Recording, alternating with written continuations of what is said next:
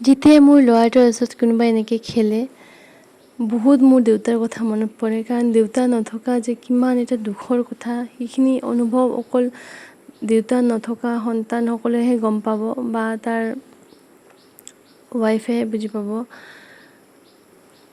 সঁচাকৈ মানে ইমান যে কষ্টকৰ হয় দেউতা নথকা, মানে মোৰ মাৰ কথা কৈছোঁ, তাৰ স্বামী নথকা, ইমান যে দুখৰ কথা সেইখিনি অকল তেওঁহে অনুভৱ কৰিব পাৰে। যদি দেউতা থাকিলে সঁচাকৈ ইমান যে মৰম কৰিলে হয়। আজি চাওক, কালি ধুমুহা অহাৰ কাৰণে পূৰা বেৰখন যে ভাঙি পৰিলে, সেইকাৰণে মায়ে আকৌ মানুহক মাতিলে, খুৰাহঁতক মাতিলে, আৰু এতিয়া ৰাতিপুৱা আহিছে খুৰাহঁতে কামখিনি কৰিবৰ কাৰণে। সিহঁতক আকৌ ৰুটি আৰু আলু ভাজি মই বনাই দিলোঁ, মাও এইপিনে খাই আছে। ছোৱালীজনী ভিডিঅ' কৰি আছিল অকণমান, তাতে কিবা হাঁহি ধেমালি কথা কৈ আছিল, সেইকাৰণে হাঁহি আছিল সকলোৱে।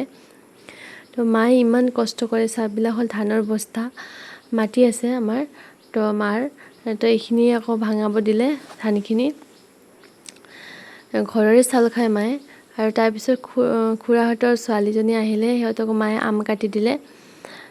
যিজনী নাহক কিয় মায়ে কিন্তু বহুত মৰম কৰে, সকলোকে ইমান বস্তু খুৱায়, মানে ইমান ভাল পায়। যিহেতু মায়ে অকলশৰীয়া থাকে, দেউতা নহয়, দাদাও বাহিৰত থাকে, যিহেতু ময়োতো বেলেগৰ ঘৰতে থাকোঁ, বেলেগৰ ঘৰত পৰিছোঁ, যিহেতু যেনেকৈ তেনেকৈ আহিব নোৱাৰোঁ।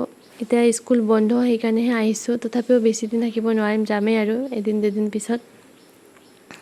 আৰু ল'ৰাটো চাওক না কিমান ধুনীয়াকৈ আম খাই আছে।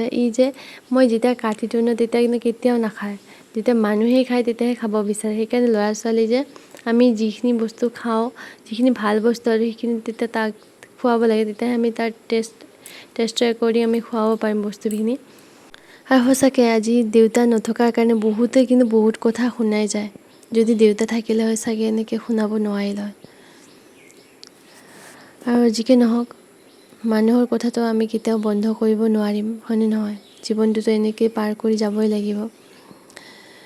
তাৰপিছত ধানখিনিও ভাঙি আনিলে, আনি কিনে মায়ে বেচিব দিলে, ঝাৰিব দিলে আইতা এজনক, আৰু মায়ে পূৰা ঘৰটো সাৰি আছে। মই অলপমান ভিডিঅ' কৰি দিছোঁ, আৰু ল'ৰাটো সেইপিনে শুই আছে বাৰু।